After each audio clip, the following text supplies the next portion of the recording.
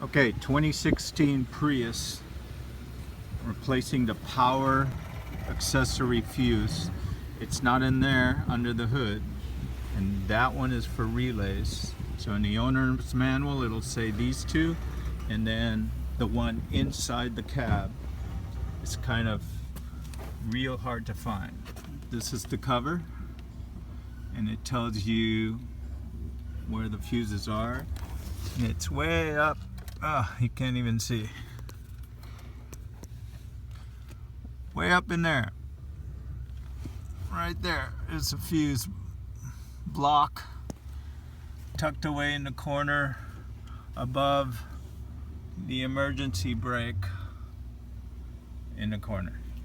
And these are the fuses. The blue one is a 15. I'm using a spare one now, which is a 20. Don't do that, but I need my power outlet. And the power outlet that blew the fuse is that one. That's power outlet number 1.